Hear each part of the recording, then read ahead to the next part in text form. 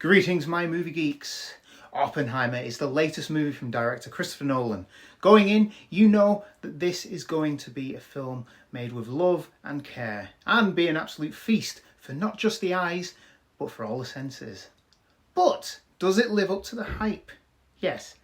Yes, it does.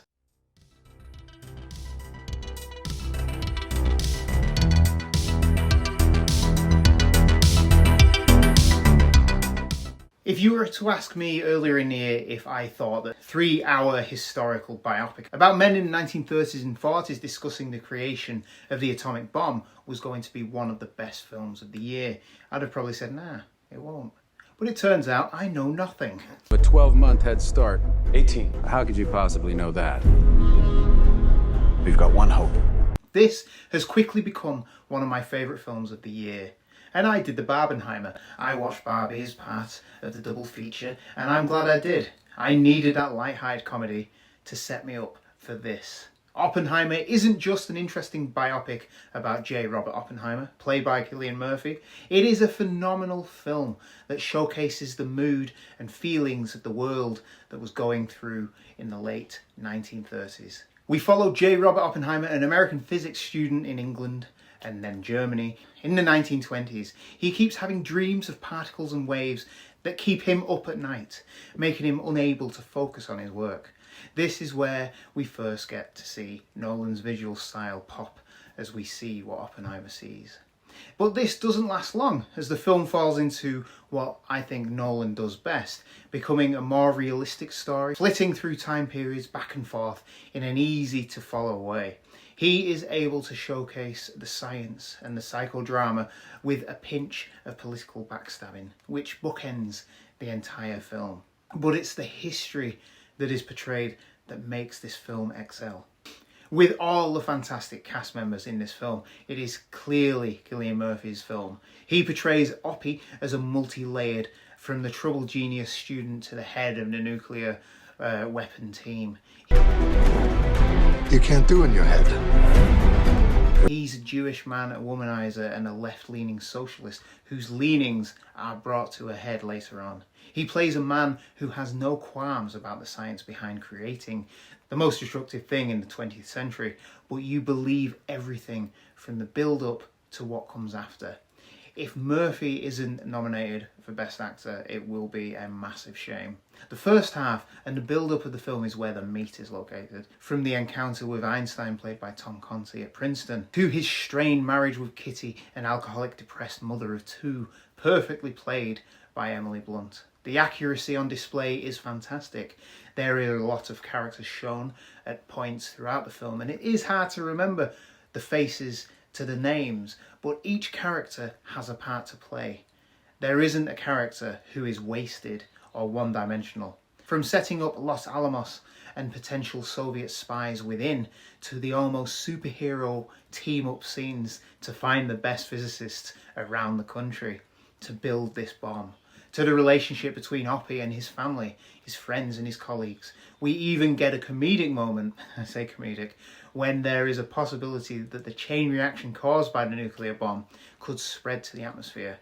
And I say comedic because it's a worryingly funny scene between Murphy and Colonel Groves, played by Matt Damon. Chance that when we push that button, we destroy the world. Chances are near zero. Near zero. What do you want for theory alone? 0 would be nice.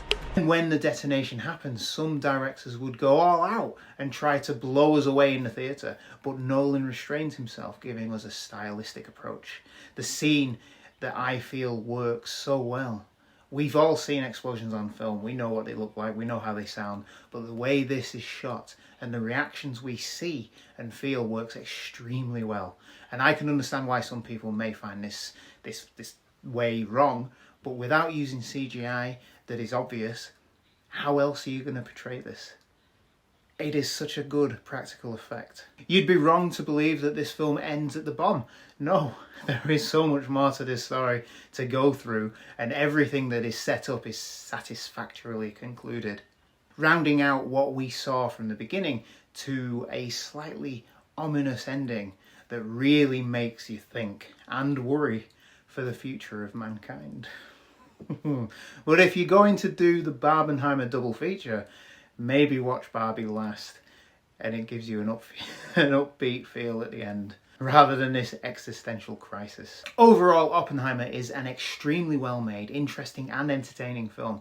It's an interesting snippet of the time of what highlights pre-war, wartime and post-war, showing how the Cold War began before the Second World War ended, and leading all the way to the height of the McCarthy era. There is a lot of information in this film, and I was lucky enough to watch a documentary afterward that almost corroborated everything that we saw in the film. It's very, very close. Oppenheimer is a solid Nolan film. Thankfully, he'd sorted out the sound mixing from Tenet, and I'm going to give this film a 5 out of 5 stars. If I could give more, I would, because this is a superb film. I'm happy that this is being watched, because this is what films and cinema trips are made for. Now all we need is for the studios to start paying their writers and actors a fair, livable wage. Thank you for watching. Please, if you like this, like, share, subscribe, and ring that bell to be notified every time we upload a video. And I will see you later. You are the man who gave them the power to destroy themselves. And the world is not prepared.